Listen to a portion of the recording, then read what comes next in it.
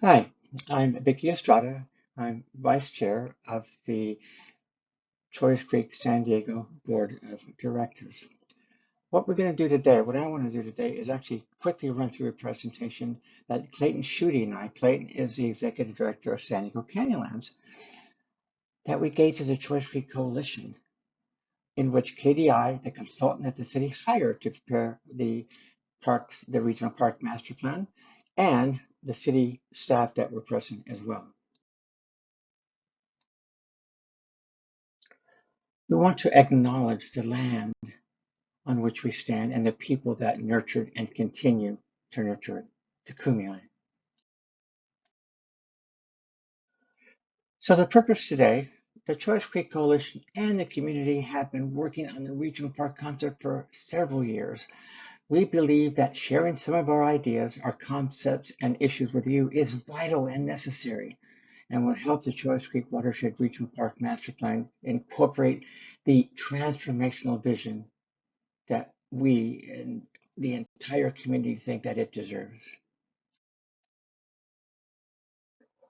So what this slide shows is a concept that's on the city website for the Chollas Creek Watershed Park Master Plan. There's a lot of things missing. There's no connectivity, and it just really basically had covered all the um, canyons green and the Chollas Reservoir, the lake area green, without any connectivity. So there's a lot of other things wrong, which we'll get into in a minute. So Clayton and I came up with a few goals that we think need to be incorporated into the master plan. Number one, respect and protect endangered habitat and wildlife. Number two, incorporate connections between canyon and creek trails by utilizing special green parkway streets and pocket trailhead parks. We also want to incorporate a trail system reflecting emerging recreation ecology principles, including all connections, bridges and overpasses and access points, green seats, for example. We want to be able to incorporate public art using in-depth convenings with tribal leaders, interpretive experts, historians, elder residents, youth, and this should be the basis for the design of any public art. We want to incorporate a bike trail system that becomes part of the regional transportation network, not just afternoon bike riding, that actually becomes part of the system where people actually ride those bicycles to work and to go shopping and so forth. We want to incorporate the Chollas Creek Regional Park loop trails featuring watershed, physical, cultural, and historical assets. There's so many that people just don't know about. We want to incorporate green infrastructure and climate action principles into all aspects and policies of the plan. So what are some of the opportunities? This is the watershed outlined in yellow, and it just kind of gives you an overview of the area. Most of you, of course, know what the area encompasses, but it's important to start because little by little, we're going to add on some of the great opportunities and assets that the site has. What this slide shows then is the next overlay, and that is the lines in blue are where the creeks are located and some of the major drainages. You can see that it all culminates down in 32nd Street on the left-hand side. Let's add parks. Those green asterisks begin to add all the existing parks. You can see how that relates to the creeks themselves. What this slide shows then, in white, are lines that might potentially be special streets, the ones that are not in the actual canyons adjacent to the creeks. What happens when you get out of the canyon? How do you connect to the neighborhood parks, those little green asterisks? How do you make that experience feel like you're walking through a park? That's something that's very critical, and that connectivity is a major part of the park master plan. We also looked at potential park areas, including the connections. So you begin to see little by little, kind of a form of a park begins to take place. The green spaces, the open spaces, the canyons, where the trails might be, shown in white, and where the existing parks are. Let's add the schools. Those are those little small blue circles because schools are pretty important as well. And we want people and children to be able to go from the school to a trail. Um, and it may not be necessarily a canyon trail, it could be just a surface trail. And I'll show you some examples of what I'm talking about in a little bit. Next, let's look at protected habitat. You can see it in the light purple, and it begins to kind of give you a little bit better sense of what it is that we're working with. So let's add active parks, upper middle of the, before you get out of the yellow line, you can see Colinas Park. So how does all this begin to link together? And it really begins to start a pattern and form for what the regional park might look like. So all the basic assets of the site, all it has to offer, you begin to see that the overlay just by itself begins to give you a sense of the regional park. You can see it's much more than those green areas that the city showed on their website. It's about the connections, and that's a key word over and over again. But also the connections are for people, but there's also wildlife connections, as you'll see here in a wee bit. What we're looking at in red here are the developed areas. Those areas that are white are essentially non-developed. We didn't put all the parks as being developed, but for example, you can see a Balboa Park on the left. The golf course obviously is not natural, but it's not quote unquote developed as such. So what are some of the challenges that we have to work with? Erosion, staying on trails is a major problem in these kind of open spaces. You can see three examples here on the right, you see two images where people did not stay on trails, either on bicycles or walking, and little by little, they're destroying the habitat and the wildlife that goes with it. On the left-hand side, you can see a close-up example of the erosion that we are talking about.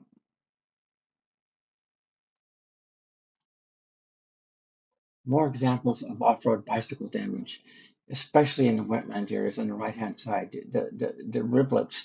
Um, Bicycles through wetland can really be devastating. Look at the middle slide. You see bicycles actually creating little small gullies as they go up the trails, and a lot of that is not just rain. It's the bicycles themselves, and you can see on the left-hand side what happens as we stair step down the slopes as well.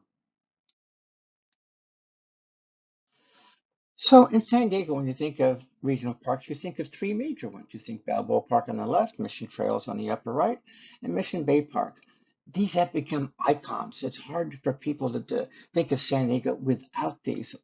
We think, we believe, and we insist that the Chollas Creek Watershed Regional Park be the fourth iconic regional. But how do you do this? One of the issues is how do you balance nature and habitat with human use? We can't have people willy-nilly go up and down trails and slopes because they would destroy the habitat. There's a lot of sensitive areas in our canyons within our watershed that we really need to protect and be careful what uses go next to it. Another example of how we mitigate for this is elevated trails. On the right-hand side, you see most of that trail is actually elevated above where the sensitive habitat is. You're going to have overlooks. You don't have to have things on the ground. Uh, and that has a major impact on the quality of life of the adjacent wildlife. It really helps out a lot. Another factor that people don't really realize that if you got a bunch of kids going down a trail in the canyon, they can be very noisy. Um, Acoustic barriers are important next to very sensitive areas. If you've walked any part of, say, for example, the Oak Creek Canyon Trail, you hear gnatcatchers a lot, not just one or two here. There are really quite a few, and we need to definitely protect them. So we could, example, have glass barriers where visibility is not a problem, but noise is an issue. Not as big as you might see on the freeway. They can be a pedestrian and a bicycle trail scale, but Those are issues we can put in that could be very important. Another example might be maybe we have lookout towers up above, so we don't actually have to impact the habitat, but you can see what is going on. Or we have actually habitat windows. You can see on the right-hand side where um, the wildlife doesn't necessarily see the entire person, but we actually provide opportunities for people to see the habitat and see the wildlife without necessarily affecting their quality of life. Connections. I say that over and over again. This is one of the critical things. So, um, what do we mean by connections?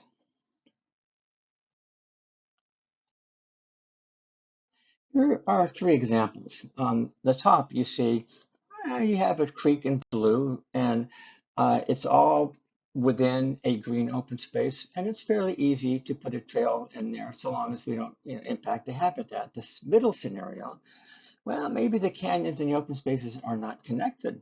Well, what happens then? The creek might not be in a canyon, and it might be kind of in a concrete channel, for example, which does happen. And maybe we have a trail only in the creek right away, not much else. Or the bottom, where the two spaces are not connected, but there's actually development and streets in between, and the creek might actually be underground. So the master plan has to look at all these possibilities of how connectivity might occur. So let's look at another example. Let's look at the pocket parks, trailhead parks. Uh, the green circle in the middle outlines where Myrtle Street is, and you can see Olivia Canyon there on the right-hand side. This street is much, much wider than it needs to be. It actually terminates in a cul-de-sac at the far east end, and there's no reason we need that much paving. So why not shorten the width of the street, make a wider parkway, and have maybe 3 rows of trees so it begins to feel like an actual parkway, not just a street. Here's what it looks like now. This is Myrtle Street. You can see we're looking east and it goes down into the canyon. Not a whole lot of street trees you see, and then walking this is not going to really give you a park experience. You need to feel like you're going from one park to the other within a linear park. The street needs to feel like a linear park, and it can. Simple things, just planting trees. So here's an idea as to the gives you a sense of the parkway shape we're talking about. Simply 2 rows of trees can make a heck of a difference. And walking through this is a lot better than walking on this previous slide that I just showed you. It begins to feel like a park, like a parkway linking two parks together. Here's a real world example. On the upper left is Manzanita Canyon, and the lower right is Hollywood Canyon. And you can see right now you can walk from one to the other, but it doesn't feel terribly special. Right in the middle where it says area requiring street right of way modifications, that's a little retail, a little commercial area. The street is much wider than it needs to be at that point, and it doesn't feel like you're walking through anything special. But say we shorten the street, we add 3 rows of trees, this connection between the two canyons could really begin to feel like a parkway, and the differentiation between Manzanita and Hollywood Canyon begins to fade. The line begins to dim because it all feels like it's one open space. Again, connections. It all goes down to lower left to 32nd Street. But what happens at 32nd Street? It's incredibly, incredibly congested. You can see on the lower part of the screen, kind of going up to the upper left, that's Harbor Drive. And that's a trolley and the freight lines. And coming down 32nd Street, straight up and down, you can see I-15 or SR-15 kind of ending and starting at that point. And in fact, the port is redirecting all truck traffic, not through Barry Logan, but they have to go down Harbor Drive and then go up 15 this way. So if you're going to ride a bike, you're going to walk, it all terminates down here. How do you treat that connection when there's Navy land that they don't really want you to touch, and there's all that connection? I would not want my kid to ride their bike down 32nd Street. What do real cities do when this happens? Look in the upper left. Well, you can't really get a trail through there. What they do is they elevate it. You can see on the plan on the right-hand side over the aerial photograph. On the far right, you see Southcrest Trails Park, and right now it terminates before it hits I-5. What we want to do is continue that trail along the creek, and then when it hits that blue line, that curve, I'll show you what that might look like, and continue that connection, and then the yellow line becomes a cycle track on the street. It becomes, we don't have a lot of room to do much else, so we narrow the street and put a bike lane within that. But as you hit Chollas Creek, the green line, we can actually, within the Caltrans right-of-way, put the trail and connect with where, see where it says SR15. That's where a flyover bridge could begin to go up and over, and in fact, connect with the Bayshore Bikeway, which is having issues trying, to cross 32nd Street. How do you do that safely? If we go up and over that and we connect on top, it really begins to solve a lot of problems and make this connection much, much safer. So this is an example of that green line that I showed. On the left-hand side is what it looks like now. I did a quick simulation showing what it might look like with a couple of retaining walls. But this one does not show the flyover bridge. I need to add that at some point pretty soon, because that is key to this whole process, to this whole system working. This shows what a trail might look like. On the right, you see Southcrest Trails Park. It would continue under I-5. I showed it all above it just to make it easy to see. And it would eventually connect to Rifle Street and down on the main street, and create our connection to the Bayshore Bikeway. Now, where that starts to curve in the left-hand side of the screen, that's not a whole lot of room there. Let me show you how we can deal with that. You can see when I said there's not a lot of room, there isn't. Look at the right side, look at the left side. How are we going to build a trail to that? We can't go down to the bottom of the creek because it's brackish, it's wet all the time. The solution that we came up with is actually build a semi-elevated walkway, but it's kind of held together with a retaining wall that's built on the concrete channel. Of course, we have to verify all the hydrology and make sure that doesn't enhance and increase the flooding. But there are ways to make this happen, people, that we could really make the connectivity work.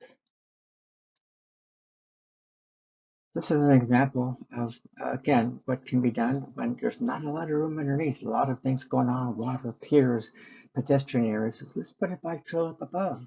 You can bypass all that and make it fairly simple. This is not a fancy architecture design, but it works, and we can do something like that in our watershed.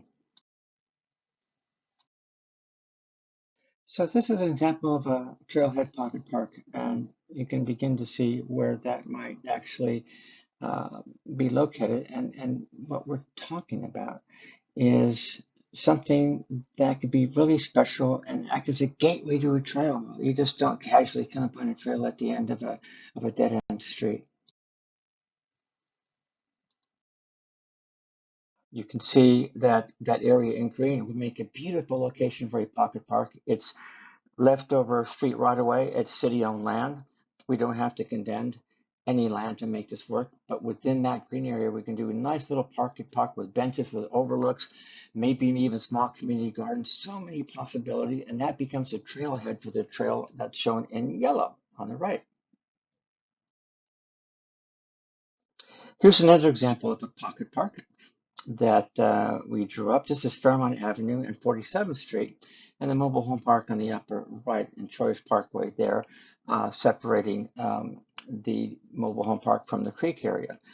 But we could do something here really, really neat. This was where the fire station thought they were going to be. Hopefully that will not happen. But we can do some very sensitive design here and work within the habitat, because you can see that green line, that is the MHPA line. So we got to be very careful and not disturb any habitat. But we could do some neat things without playgrounds, without any green areas, maybe a couple handicap spaces, but that becomes a trailhead. Here's another example of a pocket park. Again, different kind of scale, but it becomes, you can see on the right-hand side, a real a river trail. And nothing special, a couple benches, but it creates a sense of entry to that trail, which is important. And you can incorporate public art as well. One of the things that we think is important is that the master plan needs to include design guidelines. Currently, it's not in the scope of work of the consultant to do that. What do I mean by that? Here's some examples of design guidelines that we did when we did the Chollas Creek enhancement plan study back in 2001. Rather than just on the upper right, you see a concrete channel. Yeah, we can restore it into natural habitat if there's room, or create a public access connection on the left. But what does the adjacent development look like? What should the height be? What should the setbacks be? Those are design guidelines that are going to be critical to how well the park and the open space and the revegetation and the trails, all that works, because it's important what's next to it. We might actually be looking at green bridges. Obviously, we're not talking something that wide here in Choice, but there's a lot of opportunities that maybe at a smaller scale, we can create bridges that are unique. We don't have many of these in San Diego. None, actually. They're building one over 101 in Agora for a mountain lion, so it certainly can be done. Iconic themes have to be done for the regional park. This is an example of one. We're not saying that this should be the one that we use in Choice, but a theme needs to be created. How important are iconic bridges and themes for a park? Here are two examples of very iconic bridges. Look at that beautiful bridge on the right. I mean, that's something that begins to create an identity for community, and the community, the character, the theme begins to kind of evolve around that. We can do something very similar in our watershed. Here's an example of a friend of mine who's a bridge engineer for T.Y. Lin did on his own what a bridge might begin to look like crossing Florida Canyon. On the left is a Prado, on the right is a landfill that hopefully in the future will hold a word garden. On his own, he did this just to kind of see what it might look like. He submitted for an award and he won this worldwide award for design. It'd be kind of neat, I think, something certainly different and iconic structure that people could relate to and be proud of.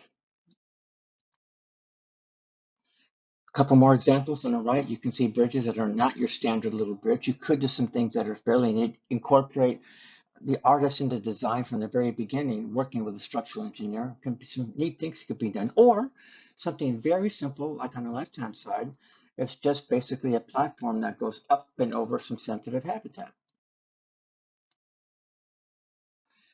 As I mentioned earlier, public art, I was co-chair of the City of San Diego, not co-chair, I was chair of the Public Art Committee for the City of San Diego for 6 years. And it's important, and there's so many ways that public art can be included in the master plan, not just little structures like this. Frankly, the artist could be involved from the very beginning, embedding some of his ideas and concepts into the park design itself. Here's some examples. You can see on the upper right, artist that was hired by Jacobs Foundation did an amazing job creating gateways there by the Walgreens. You can see the abstraction, the Chollas Creek Watershed, the blue lines I showed you earlier on the map, became the gateway structure. Those little rock pilasters, they came from the rocks directly from the creek next door, and the kids helped them build that. On the lower left, you can see railings, sound walls, some neat artist ideas could be incorporated into the design of these sorts of structures. One more example, then we're almost done, and that is the Oak Park Trail has been talked about for a long time. You can see on the upper right-hand corner, the Choice Triangle, lower left, Berardini Field. What might that trail begin to look like? Let's zoom in at Choice Triangle Park, where the New Roots Garden is. It's such a busy street, and kids have been killed in the past, not that long ago, trying to even walk along 54th Street. So, which is the main north-south street that you see. You see Stream View on the lower right-hand side, which is a very wide street that could be made to an amazing green street with a trail down the middle. And then you see the Chollas Creek, the Chollas Triangle trail coming into that yellow line, which becomes a bridge over 54th. And then it goes between the New Rich Garden and the creek. And then that green line could be a linear park next to Choice Parkway, all the way down to the where it hits the open space again.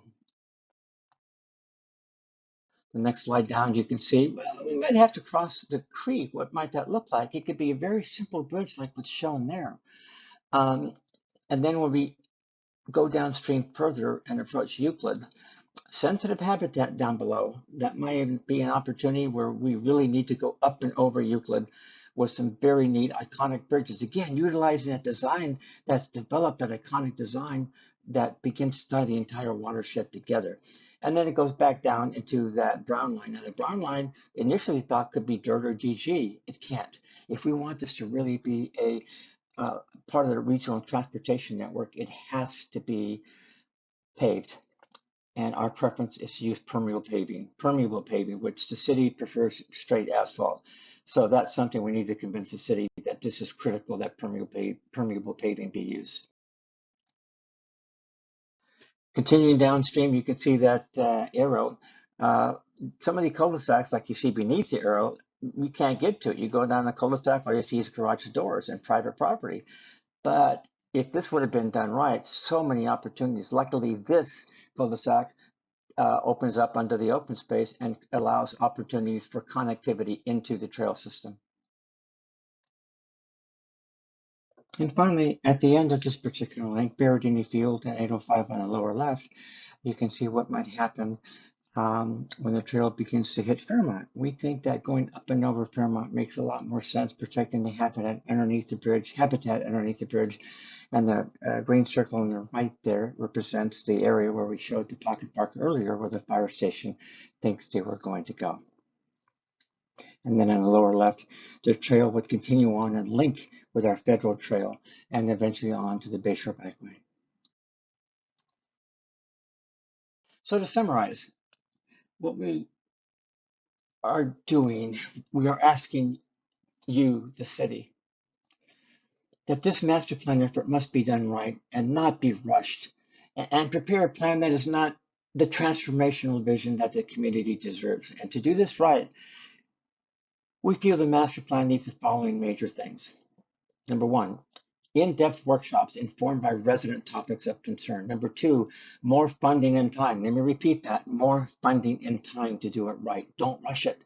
Number three, metrics defining engagement success. If you have a community meeting, how do you define, you can't just say, we made a meeting, we talked to people, blah, blah, blah, blah, blah.